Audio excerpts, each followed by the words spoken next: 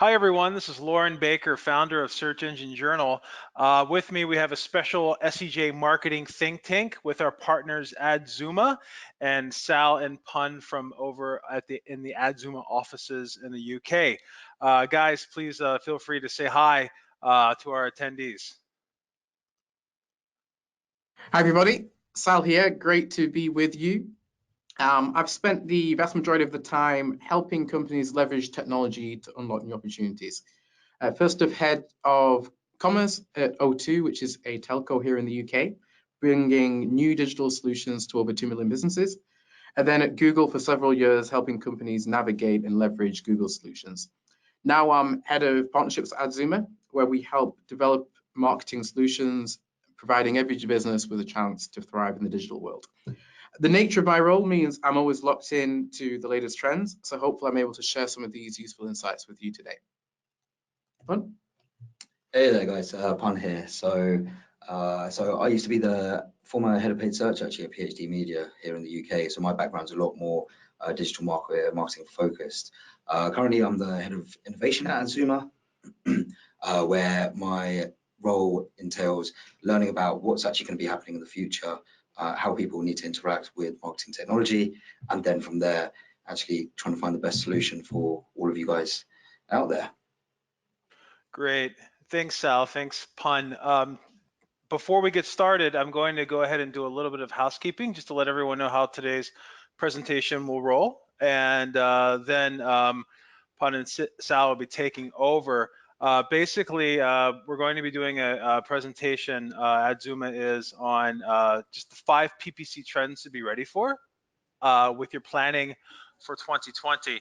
We're almost at the end of October. We have 2 months left in the year. So now is the perfect time to get planning for any trends or predictions moving into next year. And they have some great information for all of us, not only for PPC practitioners, but for search marketers as a whole. Just to let everyone know, the presentation will take about maybe 40 minutes or so, 45 minutes, and then we're going to have 15 minutes of Q&A afterwards. Please, as you have questions, go ahead and ask them during the presentation. We'll then address the questions at the end. What I'll be doing is I'll be consolidating the questions that are similar and just asking Sal and Pun, and we'll be answering and having conversation around them accordingly. We'll also be launching a couple of polls during the presentation. These polls are super important because they really help the team get an idea of who the audience is and can craft delivery accordingly. And if you do have any other questions which come up over the course of the webinar, please go ahead and answer them into the question box as well. And that's pretty much everything from my side. Our official hashtag is #SEJThinkTank. And please feel free to tag at Adzuma if you're updating anything on Twitter with sound bites, screen shares, etc., etc. Please feel free to tag us and let us know. Oh, one more thing. We get a lot of questions about whether or not the video will be made accessible and the slides will be made accessible after the webinar. We always send an update, a recap with video, slides, basically just an account of everything that goes on and some takeaways. So we're going to be sending you some great links from adzuma.com as well that the team will be referencing during this webinar, and then all of this will be made available afterwards. So that's everything from my side. I'll let you guys go ahead and take over. Fantastic. Thank you so much, Lauren. So I think the first way to start is actually talk about what's actually happened over the last 18 months in PPC. So over the last 18 months, there's been several changes and updates by both Google and Bing. Some of these including, I guess, firstly and probably most prominently is the changes to ad copy, especially on Google. So changes to the way we as paid search specialists construct ad copy are moving away from traditional manual ads to incorporating more use of automated feed info from feeds and websites. So thereby, this has now given us birth to DSAs or dynamic search ads, as well as responsive search ads or RSAs. As well as this, the number of characters and lines within ad copy have also been changed and tested, now settling at 3 headlines of 30 characters each, 2 description lines of 90 characters each, and a URL path. What this has meant is that the amount of space used on the search engine results page from an ad has increased, more so on mobile devices with smaller screens, and thereby making it imperative to be in the top positions on the SERP to have your ads seen and clicked on. We move along, smart bidding has been introduced to help advertisers get more performance from their PPC budgets with the help of the Google bidding algorithms within the Google Ads platform. This means that less time is required to analyze data yourself, and more trust is being put into machines to identify opportunities and execute strategies to drive greater performance, whether that be driving more traffic to websites, driving more sales, or bringing in more cost-efficient sales or leads. Now, you'll probably all be aware by now, but average position is no longer available. So advertisers are given a top-of-page metric to help them identify which keywords to optimize, which has come about as a result of the increased ad copy estate. Audiences continue to grow within all digital platforms, and being able to identify audience lists from your website, analytics, YouTube, and CRM lists, and bring them into Google Ads and Bing Ads to target people more granularly and with more bespoke and personalized messaging has enabled advertisers to utilize the rich data available to them to increase performance to their websites and businesses. We've all seen these changes happening over the past 18 months and have seen the effects they've had in the way we manage paid search accounts, as well as what effect they've had on our performance. But what should we be looking at in 2020 to not only stay ahead of the game, but more likely keep up with the market?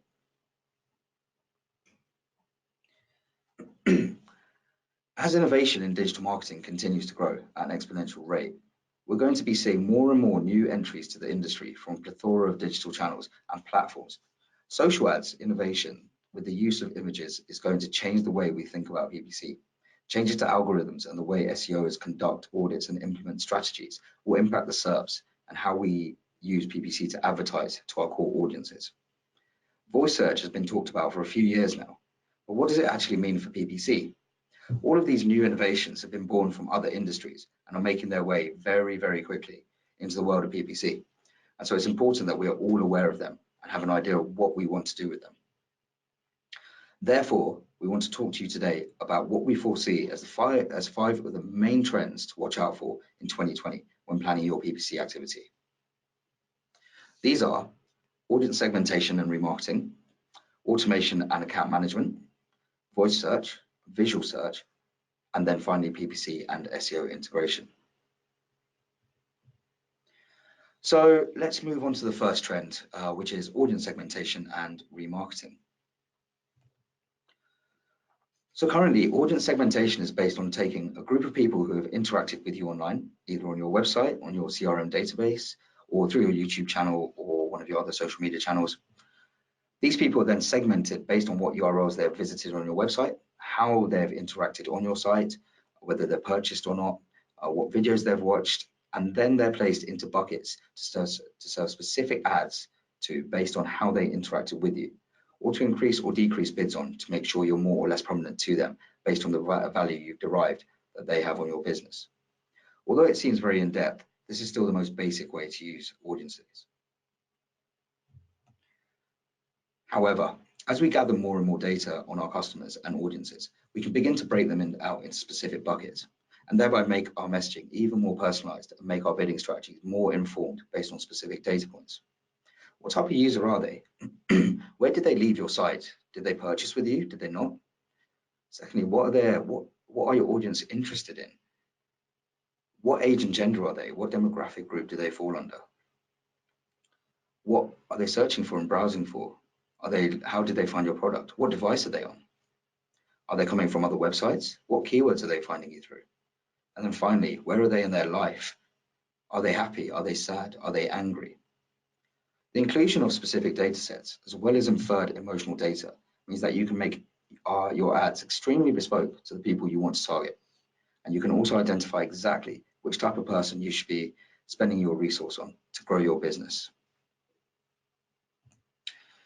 Now, before we talk about how to use audiences moving forward, I just want to quickly do a quick 1-minute demonstration of how to actually create audience lists in Google Ads, just for those of you who've never done it before. So basically, this is a quick 5-step plan. First of all, the first thing you need to do is go in the top right-hand corner in your Google Ads account is to the tools and settings icon, so the little spanner on the top. And when you click on that, you'll see that in the shared library column, there's a link for Audience Manager. So you click on that. Once that's been done, step 2 is to actually click on the circle with the blue circle with the addition sign in there. This allows you to then start creating your remarketing lists.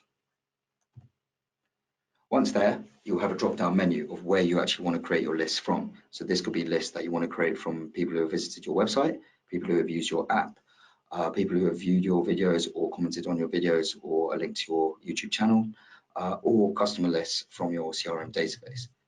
Once you've selected one of those, you can then start actually creating your list based on the people who have interacted from each of those points. And then step 4, to actually create your lists, first of all, you need to name your audience. So for example, if you wanted to create an audience list to negate people from seeing your ads because they've already purchased from you and it's a one-time product, then you can call the list negative targeting. Then you actually want to look at how you want to create the lists. In this example, I've chosen website visitors. At the first point for list members, you want to actually look at what kind of people you want to come into your list. Here I've chosen visitors of a page. So then it'll ask me what URLs these people should be coming from. So in the visited pages, I can then put either specific URLs, I can put a broad URL, or just a top level domain with a subdomain, and then it will collect the list from anyone who's visited any of those. Obviously, the more strings you put in, the more granular you can be and the more bespoke your list can then become. Once you've done that, you can then also look at how long you want the membership duration to be. So for any products that are fast moving, so especially for FMCG or big retailer companies, you'd want a very short membership duration, because the length of time between someone researching and purchasing the product is a lot lower. If it's a more long-term purchase, such as a car or a holiday, people are going to spend a bit more time wondering how much research to do and whether they should do it. So therefore, you want the cookie length to be a lot longer. Then after that, you click on Create Audience, and that's your audience created. And then the final step is actually assigning your audience to a campaign or an ad group. So first of all, on the left-hand side of your Google Ads account, when you see the links on the left, click on Audiences. Once you're in Audiences, there's a blue circle with a pencil inside. So this is where you can edit your audiences or choose where they should be. So click on that, and then you get this screen on the right where it says Edit Audiences. So here, the first drop down, Add To, you can either choose a campaign or ad group. Once you've chosen which level you want, on the right-hand side, you can then choose which campaigns and ad groups it actually goes into. And then you have two options, targeting or observation. Targeting would be for if you actually wanted to change bids specifically, then you'd want to target them. If you wanted to just do observation and get reporting off the back of it, then you can just do observation to begin with, get that data back on the different audiences, and then click Save. And then your audiences are into your campaigns and ad groups. So now that we've covered that bit, what do you actually need to do? So how do you take advantage of this in 2020? Well, you want to ensure that you've created audience lists in Google Ads, identify which audiences will be the most lucrative for your business. And then you really want to start breaking these down based on the data points we discussed earlier, which is when you can then start splitting budgets specifically towards the people most likely to bring you sales. That's great, Pun. Give you a little bit of a rest there. Yeah. Thanks for the walkthrough. So I really like the way you group these two things together. Ultimately, better segmentation will be what drives increased success in your retargeting campaigns, allowing you to narrow your messaging and suggestions. Across the 5 shifts we'll touch on today, we'll continually focus on technology and AI and look at the roles they're playing as well in accelerating developments. However, I find it particularly strong here. Segmentation at its simplest is just a process of dividing and organizing the population into meaningful and manageable groups. Often we ask clients who their customer is, and they'll say everyone. Everyone is not your customer. Every group is not of equal value to you. And by segmenting your customers, you'll be able to make your ad dollars work harder for you by adjusting bids and messaging to different segments. This is something that people have done well now in email marketing, which is a much easier problem to solve, but not really in PPC. However, 2020 will be the year this carries over, as customers increasingly expect you to have better knowledge of them as a consumer and are ever more confused when brands miss the mark. Previously, the difficulty was mainly down to complexity of taking a data-driven approach to segmentation. Most companies make wild guesses about who the customer base is and how they interact, often full of unconscious biases on who these groups are and what they need. However, with platforms applying this analysis for you now, companies of all sizes will be able to group their customers into far better suited segments and tailor their marketing messages accordingly. You just need to look at Netflix to see the power this technology can have. They're able to identify 76,000 different types of user tastes, a segmentation process that would have been nearly impossible if only completed by humans. With regards to retargeting, we've seen a strong year in 2019. We're likely to drop in at $60 billion in remarketing ads in 2019. Even as far back as 2015, we saw 80% of advertisers using remarketing ads. However, we believe in 2020 they'll receive a new level of accuracy that perhaps wasn't there before. We'd go as far to predict not only will spending increase in 2020, but the primary use case will also switch. Currently, 57% of marketers deploy remarketing ads for brand awareness versus 46% for lead generation. However, with the advances in AI and segmentation, don't be surprised if there's a changing of the guard here in 2020, as advertisers become to see the rewards of these trends being executed together. And with that, let's move straight into trend number 2, automation and account management. One which has probably been on your radar, but we're going to talk a little bit about why it will be so pertinent in 2020. So this will be used across both automation and account management in accelerating rates. So in terms of automation, this is great news and a shift we've seen already. Humans have two main flaws that make them particularly vulnerable when executing campaigns on their own: time and speed of calculation. What do I mean by time? Most of us work only 8 hours a day, yet our campaigns run 24/7. And speed of calculation? We're quick, but not nearly as quick as we think we often are. For instance, it would take a human 31 years to count to 1 billion. Automating processes such as bid management, error checking, ad copy can help marketers harness the power of automation. Target CPA and ROAS are great examples of how this has been permeated already in day-to-day account execution. And it really does let you move into thinking about more strategic things, such as what's the offer, what's the call to action, why should I buy from you, why should I buy now? And even if you're reluctant to let go of manually managing your bids, then there are other things which you can apply automation to. With the number of paid platforms available to marketers increasing, companies are emerging to knit together optimization across properties, such as Albert, an AI tool that takes data from across all of your marketing activity and decides where investment should be focused. Finally, moment marketing tools such as Emporium will allow marketers to automate changes to their campaigns based on triggers from third-party sources, from TV, social media content, weather, even stock market changes. For actual account management, expect more and more efficiencies to surface here in 2020, allowing you to win back crucial time, particularly in the area of reporting. I'm yet to see a marketer that revels in the field of reporting. Typically, when feeding back results, you're finding yourself compiling data month after month, which can be timely and provides very little value add compared to other tasks you could be working on. Often, these reports are more data dumps than actual insights.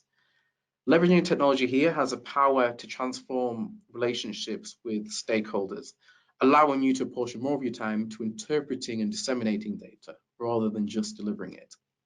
So with that brief intro, why don't we have a little delve deeper into what this will mean, Pun? Fantastic, thanks a lot, Sal. That was really good. So as Sal mentioned, automation has been going on for a while, and within PPC specifically, there's bidding rules, within bid management tools, automating the way that you bid on keywords without manually having to delve through the data. However, not many people are using automation to make their lives easier. with the more mundane and time-consuming tasks required to run a PPC account. We like to split these tasks into two categories. Firstly, there's optimization. So here what we mean is being able to automate the ability to identify opportunities within your PPC account to make changes and improve performance and account hygiene. So are you using technology to easily identify opportunities outside of Google or Bing ads? Are you doing this manually, or does it take too much time? How much time is it currently taking you? And then number two is account management. So here, what we mean is automating rules within your account to manage bidding and daily account management tasks. So are you using rules to govern your PPC accounts? Do you have alerts and rules set up to automate changes to your account in the instance of change? So there are plenty of tools available in the market. It just requires a Google or Bing search to find them. And whether you work at an agency where you manage clients, or you're a direct business owner with your own PPC accounts, there'll be more need for automation in 2020 as you require more time to analyze data, report on performance, plan your strategy with the uncertain climate we're in, especially with Brexit, or have to increase service levels to make yourself stand out. Therefore, what do you need to do to ensure you're at the forefront of this drive and using your time as efficiently as possible to maximize your goals? Well, firstly, using scripts in Google is a great way to automate a lot of your daily management tasks, from budget control to alerts when something goes wrong, such as an incorrect or dead URL, and even alerts when performance sways from the norm. You can also run scripts to integrate your first-party data with your PPC accounts to ensure it's refreshed when being used, or to even integrate your ads accounts with third-party data suppliers to run more advanced strategies, such as bid by trigger. If you want to change your ads based on the weather, or changes in the stock market, or results in a sports game. Now you'll see on the screen here that there's a link to a blog post that we've done at Zuma. These links will also be available after the webinar. Above this, ensure you're using an OST, so an optimization servicing tool, to identify where in your account you need to optimize and automate rules to make changes for you if performance wavers. Within Google and Microsoft Ads, ensure you set up bidding rules to automate the management of the keyword bids, allowing the platform's AI machine learning to drive the most optimal performance for you. You will also need to set up alerts across your accounts to ensure you're kept up to date on any major changes to your account performance or management that could have a big impact on your marketing spend. Automate your reporting so that you receive a fully completed report into your inbox on a regular basis when you need it, rather than spending time pulling it from the platforms.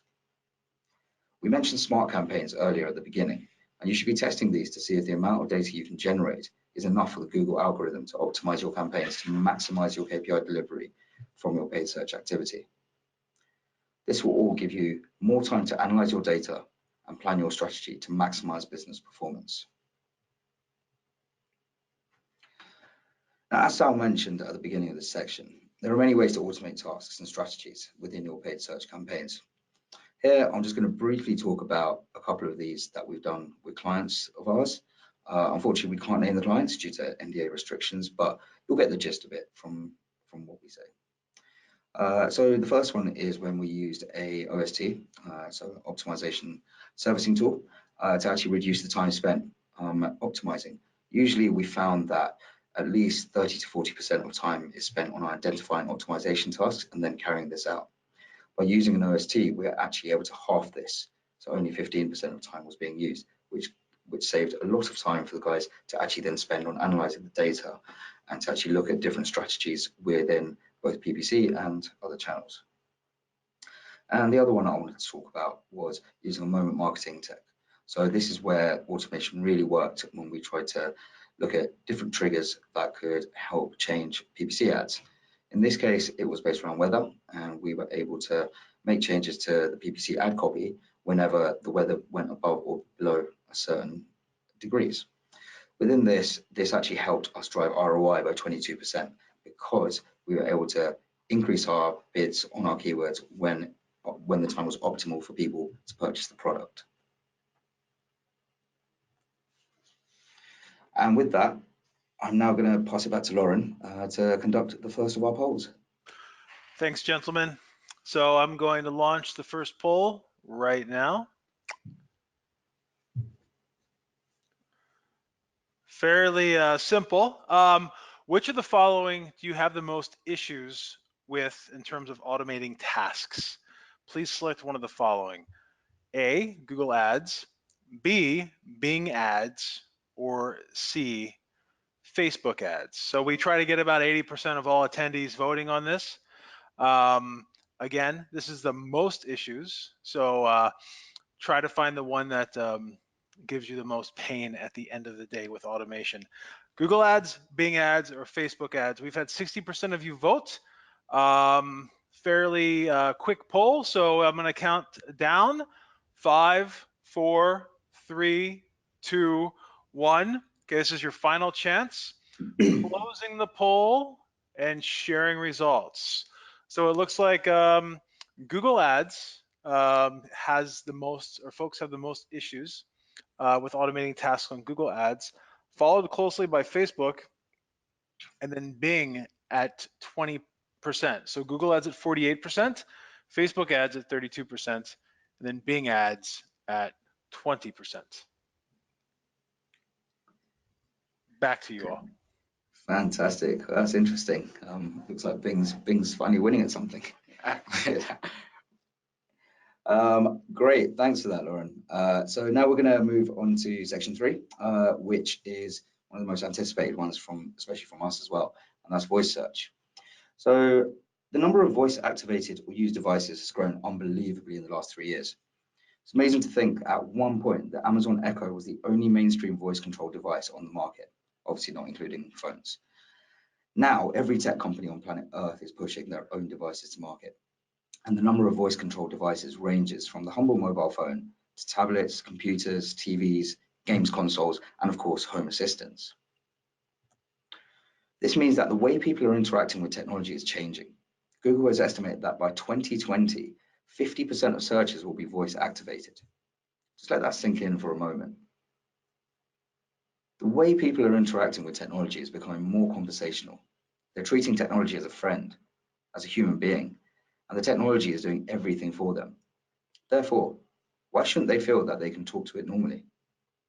Absolutely. I know I talk to my Google Home Mini very personally, I guess. But it isn't surprising from this stat that 50% of all searches are coming from voice, particularly with the popularity of smartphones and integrated virtual assistants, whether Siri, Google, Bixby. There's been an explosion in voice search queries. As of Q1 2019, 42% of the worldwide online population had conducted a voice search within the last month. This is further accelerated by the proliferation of smart homes, with over 66.4 million US adults consumers owning at least one speaker. And we're not expecting this trend to go anywhere. Once you have one of these smart speakers, it's likely there for a long time. It's not something you need to switch out every year or so, which is probably why Gartner are estimating around 30% of all searches will be done without a screen by 2020, which is basically now. And you'll need to look at the data on AI to understand where this will go in 2020 again. So 71% of all AI technology is employed for the purposes of voice recognition and personal assistance. And it's not just a flurry of stats. We're seeing these investments begin to churn out real economic output. According to OC&C Strategy Consultants, last year, voice commerce sales reached $1.8 billion.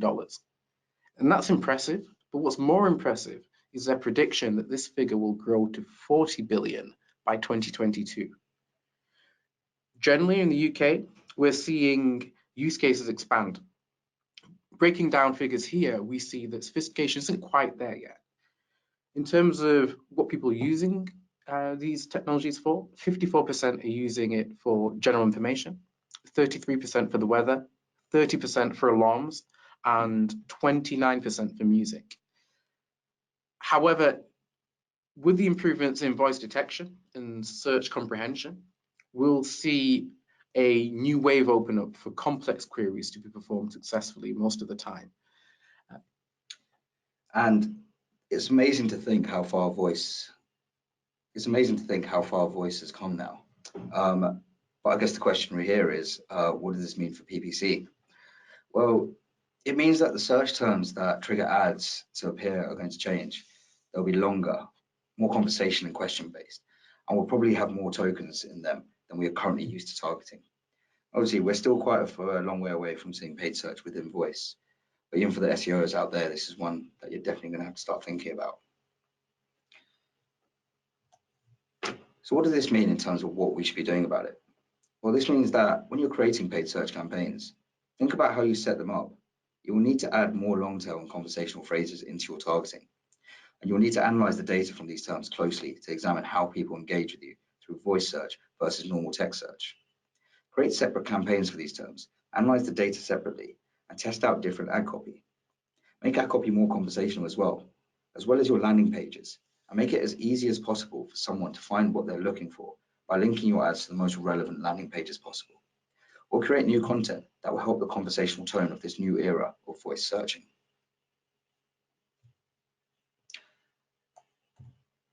And now moving on to number 4, we're going to be touching on a bit of visual search. So what is visual search? Well, it's basically the ability to upload an image to a search engine and use the engine to find you relevant results based on other images similar to the one you uploaded. For example, you can take a picture of your favorite pair of trainers and upload it to Bing, and the search engine will supply you with the results of trainers same as yours, as well as similar to yours. So you can see the new models available, similar models from other brands, and then you'll be able to compare them. Now, this is not something that is being pushed currently from the big search engines. This was something born from the social world, really, with Pinterest releasing their first visual search tool in 2015, which was kind of a jokey, fun experiment that they did. But then they ended up adapting it in 2017, so you can actually use images you find online to find similar products on the Pinterest. Other social channels such as Instagram and Snapchat have followed suit, allowing users to search with images, with Snapchat allowing consumers to search products on Amazon straight from the Snapchat camera. This partnership will give Amazon users an even more immersive and unique way to find what they're looking for, and will lead to a new generation of digital users, what we like to call the snapping searchers. So, why have we included this in the PPC Trends webinar? Well, Bing has also released their own visual search engine, which is bing.com/visual search, which allows people to do the same thing, but use the entire indexed World Wide Web as their source of information, not just the info that is on a retail site or social network platform. That's a good point, Pun, and you're absolutely right. This is perhaps one of the most nascent trends we're going to be talking about as part of the 5. However, I actually think it's the one that will explode the fastest. Worldwide visual search revenue sits at just $60 million. Compare that to the 60 billion of ad dollars I mentioned being placed into retargeting, and you can begin to see just how new this technology is to most marketers. However, you can see the growth potential when zeroing in on the development of Pinterest Lens product that you mentioned earlier. In 2017, there was a total of 250 million searches used with Pinterest Lens. A year later, that figure doubled, actually 140% to 600 million, which we expect to also double again this year. I truly believe that future generations won't know the feeling of seeing something they like and not instantly knowing where to get it from or the price. Perhaps I'm somewhat biased on this one. Around 8 years ago, I had a business idea where we would let people know what clothing their favorite artists were wearing on their YouTube videos. The technology was nowhere near ready then. However, a vision like that could certainly be made a reality today with today's technology. In fact, it is actually readily available as a product. Visual search as a technology will also naturally carry, because images basically equal speed. For example, you could explain the Eiffel Tower in 1,000 words, or you could just show somebody a picture with it. And I think that's the power when you really think about that. And it's perhaps why Google, in their next 20 years of search post, predict a switch from text to a more visual way of search. And if anyone knows the power of technology, it's perhaps them.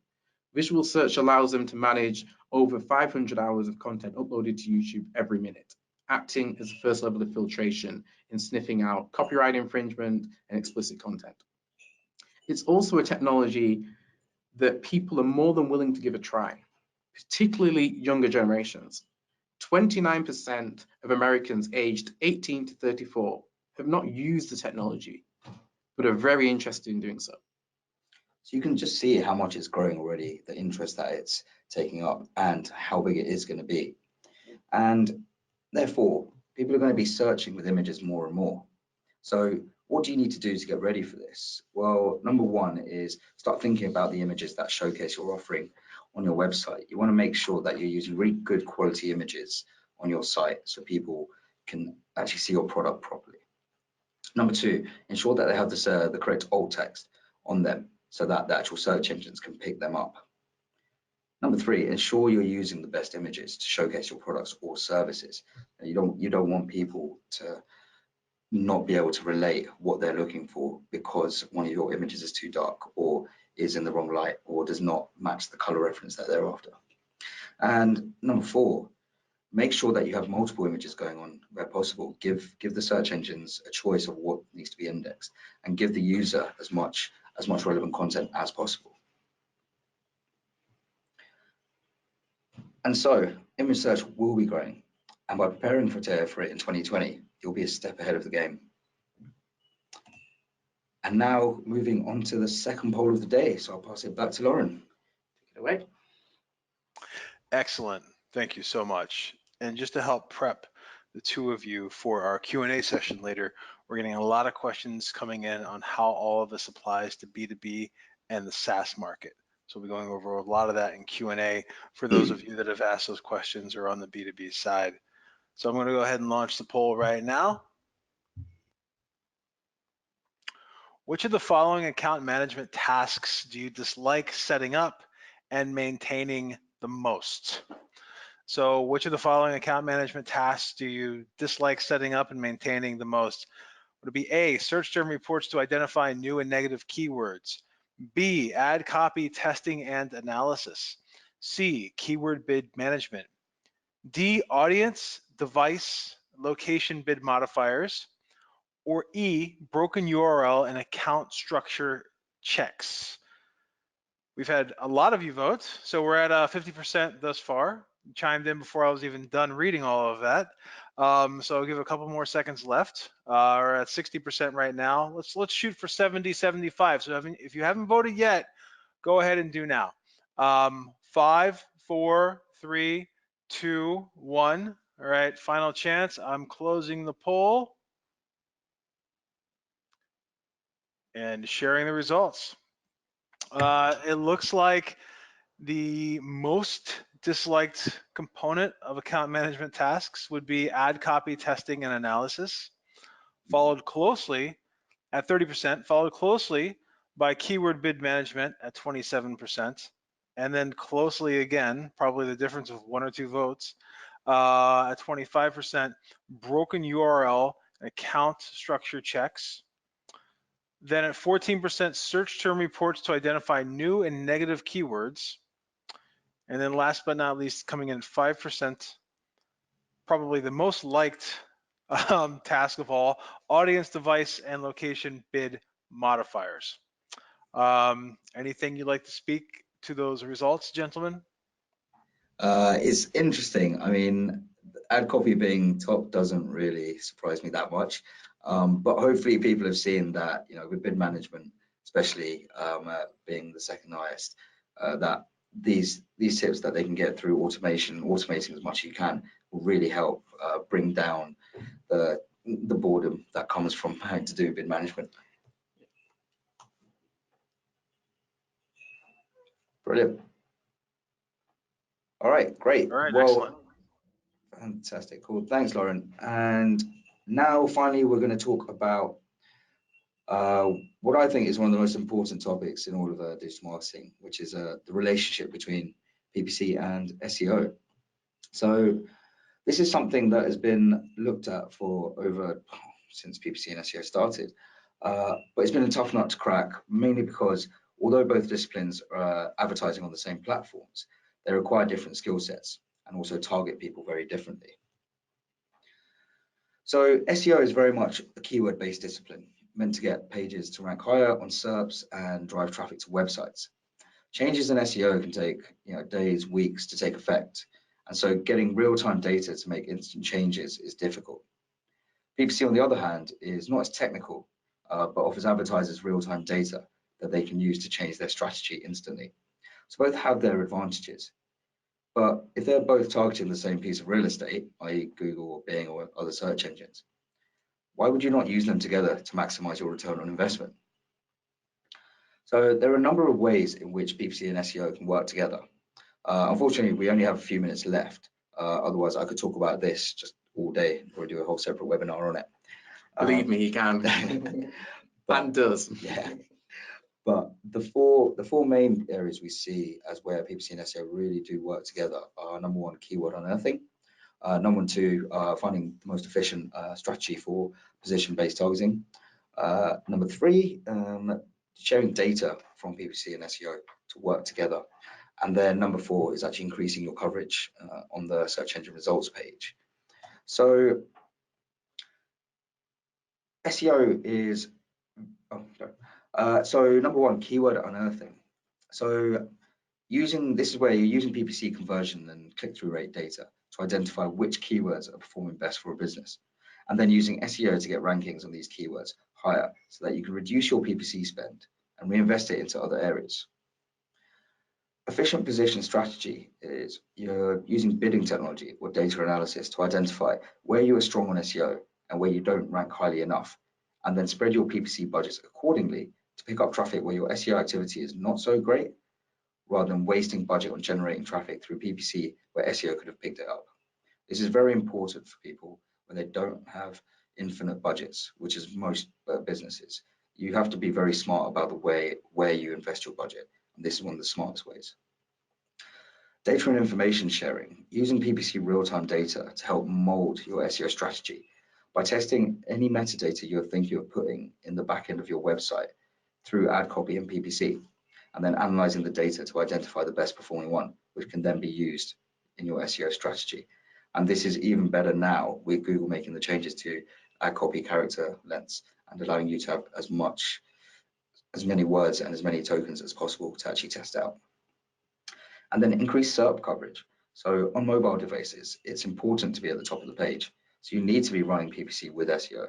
It's also been shown that having both PPC ad alongside an SEO result increases the likelihood of someone clicking on your link as you cover more real estate on the search engine's results page.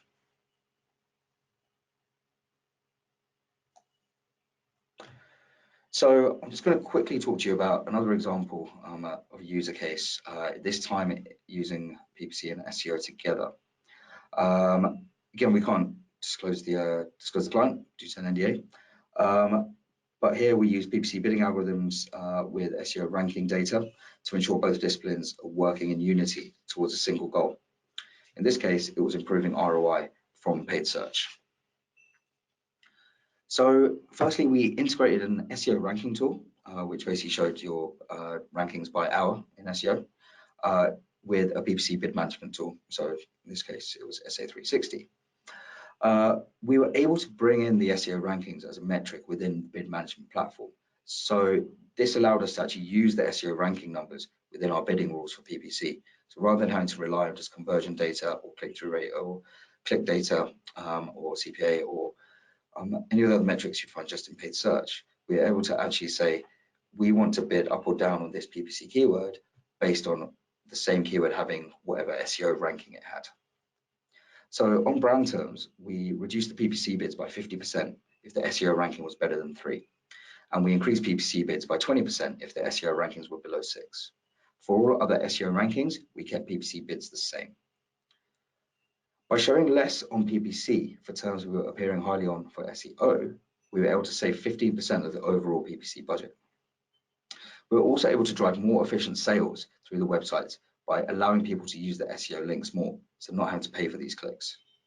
We then reinvested the saved budget into more generic keywords at the top of the funnel to unearth new terms to target and target people further up the funnel, which actually resulted in an additional 12% incremental revenue from PPC that we wouldn't have otherwise generated. So overall, the cost of this integration was only 26% of the total benefit gained from running the cross SEO and PPC strategy. So there are massive gains to be had here by running both together.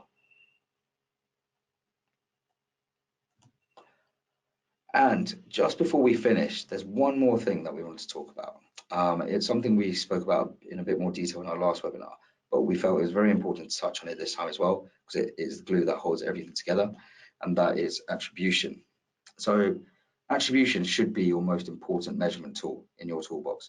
With people interacting with you and your business in more ways than ever, it's imperative to measure where they're coming from, where they're going to, and identifying which steps are most important to your user journey to maximize your ROI and brand awareness. You need to understand the true value of your PPC and digital marketing spend. Only then can you invest it properly and drive the incremental gains you're looking for from your paid search activity. Use tools like Google Analytics or other analytics platforms to discover how important generic keywords are to your final sales, how upper funnel keywords drive people to your end goal, and what other activities are actually affecting your PPC activity.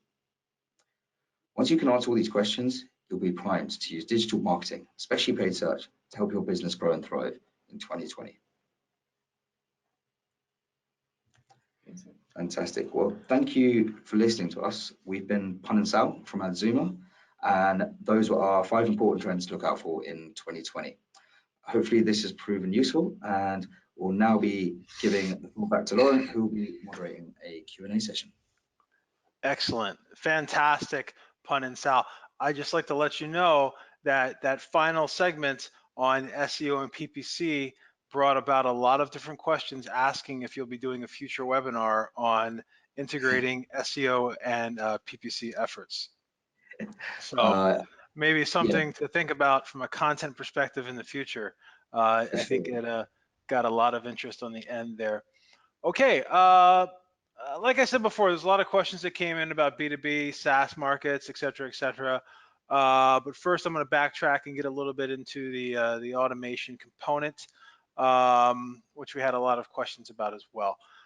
First question is, are there any critical elements to consider before automatic bidding or automated bidding? Very good question, actually, really, really good question. It's something I thought about a lot before starting to do automated bidding. I think one of the biggest things, probably the most important thing you have to think about is the actual foundation of your account. So automated bidding is only as good as the information you put in. And that also includes the starting point for keyword bids that you're going to start with. Now, if you're paying 20, 30% more on your bids than what you should be paying, because either your account structure is not optimized properly or because you're typing the wrong keywords, the machine is going to take that, and that's the base it starts from. Therefore, before you even start doing any automated bidding, make sure you have a really, really solid account structure in place. Make sure that you've tested and made sure that you've found the lowest CPCs that you can do through manual optimization, and then from that point forward, you can then automate your bids, just giving you much stronger performance and being able to outperform the market. Excellent, excellent, thank you. Next question that came in that we saw a lot of was about, I have a couple about custom audiences. How much traffic do you need on your website to take advantage of custom audiences? And are these applicable to smaller businesses, which may be seeing, I'm not sure, 50, 100 users per day or something like that? So custom audience, I can't remember the exact figure, but I know to create audience lists, you need a minimum of 1,000 people to create an audience list. So therefore, I mean, it's the same as any other data input. The more audiences and the more data you have, the better it's going to perform. What it means for small businesses is that it might take a bit longer to build up those lists, but you should still be looking at it. Even if the lists are small and your hit rate is never going to be as high, you can then still use things like similar audiences off the back of your CRM list, or off the back of your the people who visit your website, to actually then look for people on the internet who are similar to the customers who have already purchased from you. So any data you input, even no matter how small or large, is always going to help. It's always going to be better than putting no data in it at all. Yeah, I've seen that done quite a bit. So, you know, most small businesses, when they get started with overall digital marketing, they will start some sort of an email list or something like that. And I have seen where businesses will take their email list, they'll create a lookalike audience within Facebook, for example. target an ad campaign to that lookalike audience that has some kind of lead generation, lead gate, call to action, right? To be able to build your own, whether it's build your own newsletter list or get those leads coming in or whatever. So essentially, Facebook's not going to share a lookalike audience data with you, right, on exactly who those individuals are, what their emails are, et cetera, et cetera. But if you're driving them to a page where you can acquire that information through an offer or call to action, then essentially you're just you're paying an advertising fee to scale your list, and then that list itself continues to grow and becomes more exact, and then can be pinpointed and things like that as well. So that's always a good way to do so. Another question on custom audiences is, do you recommend to combine in-market keywords and competitor URLs with one audience, or would you recommend to create separate custom audiences from specific URLs and keywords? Good question, very good question. So it really depends on how big your lists, how big the size of your lists are. If you have, sorry, my laptop just on. If you have a relatively large audience list already from your first party data, then you're better off keeping that separate. The only time you then want to put it in within market audiences is either if the list isn't that big, to basically muscle it out a bit more, or number two, if your targeting is very, very specific. So not only did you want to find people who are already within your first party data list, but then also only the people who were interested in sports or cars or whatever it may be. If it's coming up to Halloween, or it might be people with kids. That's when you'd want to integrate your in-market audience with your first party audience, which is something you see a lot more of people who advertise on YouTube. But now that you can actually do it through Google search as well, it does allow you that granularity to what you're targeting. My one tip would be, don't put too much in, because then you're going to shrink your audience size too much, and then probably won't see any results or enough data coming through to actually make a solid assessment of it, if it's worked or not. Excellent. So next I'll get into the most popular question that came in. Voice search might be very normal for someone going to, say, order a new pair of pants or something like that from Alexa, or possibly even Siri or Google. But what about for B2B queries and SaaS queries? First of all, are you sitting on any data right now that shows a different, like that 50%, to expect 50% of all searches to come via voice in 2020? What percent, or what percentage of that voice search would you say would be B2B versus B2C? Do you have any of that data? And secondly, in the case of a B2B business or a SaaS related company, how can they prepare? Is voice search relevant? And how can they prepare for voice search as it grows?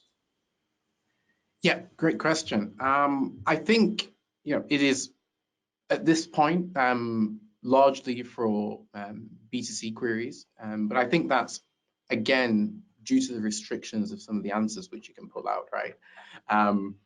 So it's tell me my nearest hairdresser, or is a doctor open at X amount of time.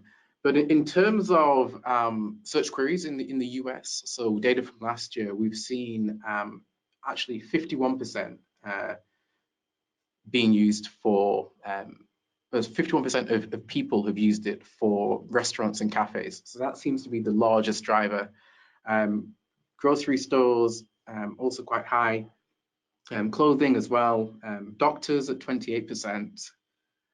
Pubs, bars at 27%. So you can start to see sort of some of the initial use cases. I think if you really want to see large scale adoption and application in the B2B world, I think the information that B2B companies give needs to be much more legible for a search engine to dig in and surface that in a meaningful way.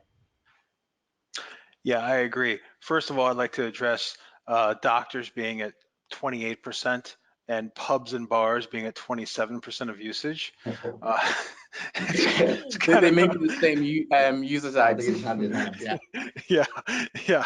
So very interesting there. I think you really hit it the nail on the head. Are B2B and SaaS sites ready to be able to present the purchase and decision-making variables that someone may be utilizing voice search for? I also think it begins with the device, right? Most SaaS or B2B oriented, at least with my personal experience, most sites that I work with that are in the SaaS or B2B space, there's a higher percentage still of the traffic is desktop oriented. Via mobile. I'm not sure if that's the case across the board. That's just personal, just personal observations. Secondly, I do believe that there's a dependence upon third-party conduits in the B2B and SaaS space right now, right? So most SaaS-oriented queries or B2B-oriented queries in Google are going to result in Capterra and G2 Crowd and Get App and other sites that are essentially taking that very basic information that a lot of B2B and SaaS websites tend to overlook in terms of very easy to understand, small, digestible nuggets of info that can be easily communicated to Google via schema, via markup, et cetera, where sometimes in the same way I'm being long-winded right now, sometimes a lot of SaaS sites can depend upon long-winded PDF oriented style content and then have lead gen landing pages as well. Whereas you look into G2 and Capterra, a lot of that information is there for you from a peer review perspective or business review perspective to easily compare and contrast, right? This company versus that company, alternatives to this software. What's the best identity as a service solution on the market? That's the kind of questions that comparison sites and peer review sites are answering right now. And I believe what's going to probably happen is that in any kind of voice search scenario, Google will be responding with information from those sites, right? Which at the end of the day, the user can go on and make their decision accordingly. Yeah, I think, Lauren, absolutely, you're right there. So we've seen the adoption in consumers because a lot of these services are interchangeable. The pub on the corner isn't too much different from the pub 500 meters down the road. You're going to get similar alcohol there, maybe a different ambiance. Where I think this will really kick off in B2B is when the assistant can be actually like an assistant. So you could say, okay, Google, set me up demos of the top 5 email marketing tools, for the English language. And it can actually go out and either read reviews on its own, pull in information from Capterra or other places, read reviews, and then navigate almost their booking to see, okay, well, you've got, judging on your calendar, you have this and that booked, linking into their sort of calendar systems as well. So I actually don't think that's too far away. And I think probably one company will emerge to try and piece some of the common questions together. But I think that's really where it will kick off in B2B. So getting your information booked up and ready to be part of that conversation will be really important as well in the future. Yeah, and if you're an in-house SEO at a B2B or SaaS oriented company, the one piece of information I can give you is to treat certain parts of your site like you would treat a G2 or a Capterra. Similar content, similar data, similar decision-making process in order to compete with them in the future. And I'm not that familiar personally with the different knowledges and things that you can implement on Amazon or whatnot, but I could definitely see someone at the end of the day saying, hey, like you said, hey G2 or hey Capterra, set me up with demos for these X companies over the next 3 days while I make this decision-making process. And having, not even thinking of it as voice only, but just the fact that you have a virtual assistant doing that for you, is that next bridge into the future. So on that note, we are out of time. For those of you that asked questions that we did not get to, we'll be sending those questions over to the Adzuma team to be able to answer back to you. We had a lot of questions later in the presentation about whether or not the presentation, the video, these slides will be made available. Yes, they will. We'll be sending all attendees and registrants a wrap-up email with a link to the summary of today's excellent webinar, by the way, and also with downloadable slides via SlideShare and a video of the webinar on the SEJ YouTube channel. So very good time today. Appreciate the both of you, Pun and Sal, for taking the time to share this wealth of knowledge with the SEJ community as we prepare for 2020. Is there anything that you'd like to say before we sign off? No, just thanks for having us, and we look forward to answering your questions, and we'll see you soon, and we'll definitely think about the PPC and SEO content as well. Yeah. If anyone, yeah, we'll see how many votes we get for that one, and then maybe next time we'll be doing a bit more in-depth version of that. Yeah, that lit up once we started talking about that. So amazing. Just let everyone know on Wednesday, November 6th at the same time, 2 p.m. Eastern Standard, 11 a.m. Pacific in the US. We'll be hosting our next webinar with how to repurpose your content and maximize demand gen results with the team from Scribble Live. So if you have a chance, please go ahead to the SEJ site, sign up for that webinar. After we're finished today, we're going to give you a short little survey. If you could take 30 seconds to a minute, fill it out, helps us do a better job and gets us feedback on today's webinar as well. Again, Sal and Pun, thank you very much. I assume you're probably going to be one of the 27% looking for the pub right now using voice search. It's 8 p.m. in London. So look forward to talking to both of you in the future.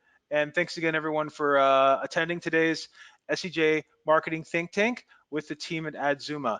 Thank you very much. And we'll be following up with a wrap up for everyone that was here today. Thank you very much. Fantastic. Thank you very much, everyone. Have a great evening. Okay, cheers. Bye-bye. Bye.